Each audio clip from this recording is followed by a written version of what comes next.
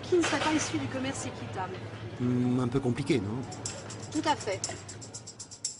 Bon, voyons. Un chocolat normal coûte, mettons, 1,50 €. La grande surface prélève 20% de marge, ça fait 30 centimes. La plaque équitable, elle, coûte plus cher. Bon, ça on le savait. Mettons 2 €. Magnanime, la grande surface ne prélève que 15% de marge. Bien. 15% de 2 €, bah, ça fait toujours 30 centimes. Kiff kiff. Malin les distributeurs.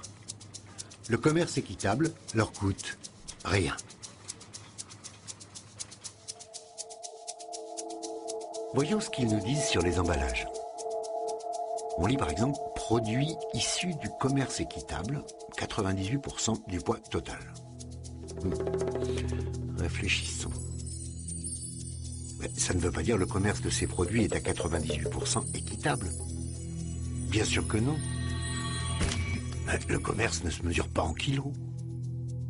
Et d'ailleurs, comment mesurer l'équitable ?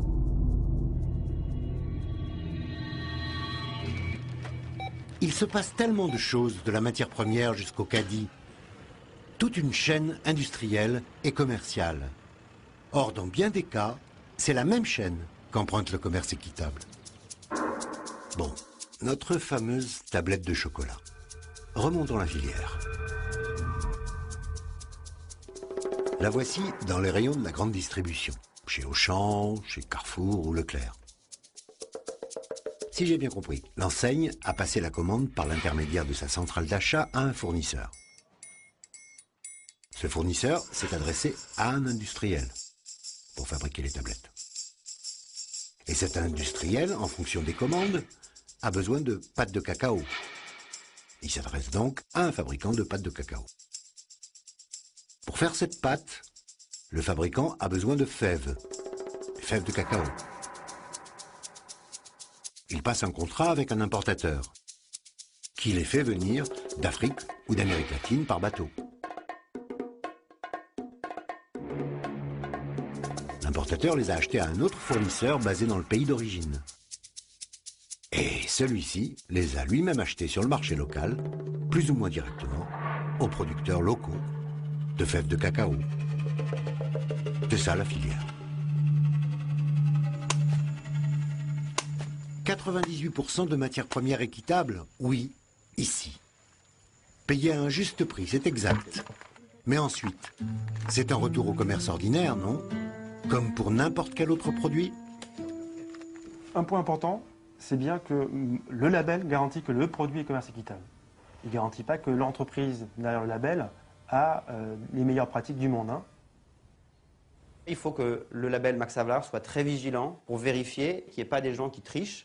Et l'enjeu principal, il n'est pas forcément au niveau des distributeurs, mais il est au niveau des traders. Ces commerçants qui sont déjà les leaders mondiaux du riz, du thé, du jus d'orange, etc. Ils ont des pratiques qui sont par nature opposées au commerce équitable, ou en tout cas différentes. Ils achètent sur des bateaux, dans des bourses d'achat, etc. Donc d'un coup, leurs clients leur demandent des produits équitables et des produits bio. Donc ils demandent qui a du bio, qui a de l'équitable, ils l'achètent. Il se peut parfois qu'ils trichent sans même s'en rendre compte. Ils achètent du MH, Max Havelaar, sans même savoir ce que ça signifie. Le commerce équitable est-il en voie de devenir un commerce comme les autres ? Peut-être. D'ailleurs, voici que les grandes enseignes créent leur propre gamme. Alors ça, par exemple, c'est un chocolat à marque distributeur, c'est-à-dire notre marque, nous, Mousquetaires. Vous voyez, c'est important parce qu'il a le label Max Havelaar, mais il a aussi le label Sélection Mousquetaire. Donc c'est un gage de garantie pour le client. Donc en avril, on a vendu 58 tablettes et au mois de mai, on a vendu 260 tablettes de ce chocolat. Donc c'est très très important comme développement. C'est surtout une volonté de mettre en concurrence ces produits pour permettre aujourd'hui une consommation dite de masse. Pour permettre justement de démocratiser, de rendre encore plus accessibles ces produits à valeur pour nos clients. En jargon marketing, démocratiser veut dire vendre à un plus grand nombre. Et pour vendre à un plus grand nombre, il faut vendre moins cher. Cette loi n'a jamais été plus vraie qu'aujourd'hui. Et de fait, les produits équitables des marques de distributeurs sont 20% meilleur marché que celles des marques pionnières. Ailleurs, on résiste. Créé en 1970 dans la mouvance de l'Abbé Pierre, Artisans du Monde diffuse ses produits dans un réseau de 160 magasins. Ici, les grandes surfaces, pas question. On voit aujourd'hui que les acteurs de la grande distribution ont en fin de compte le même type de comportement avec leurs fournisseurs du commerce équitable qu'avec l'ensemble de leurs autres fournisseurs. C'est-à-dire qu'ils font des pressions pour que les prix baissent. Ils leur disent « vos prix sont trop élevés, les prix du commerce équitable doivent s'aligner sur l'ensemble des prix des autres produits équivalents. Et si vous ne le faites pas, nous créerons notre propre marque distributeur. » Et on voit bien les effets pervers de ce type de comportement, puisque en faisant pression sur les fournisseurs du commerce équitable, vous les mettez en difficulté et in fine, vous risquez de remettre en cause ce que sont les fondements du commerce équitable, notamment la rémunération des producteurs. Une histoire de chocolat. Sur un rayon de grande surface, 2 tablettes. L'une porte la marque d'un grand distributeur. 74% Équateur, certifié Max Havelaar, prix 1,45 €. L'autre tablette est signée d'une marque pionnière de l'équitable. Même caractéristique que pour la première tablette. Même chocolat. Même certification. Mais son prix diffère. 1,85 €. 20% de plus.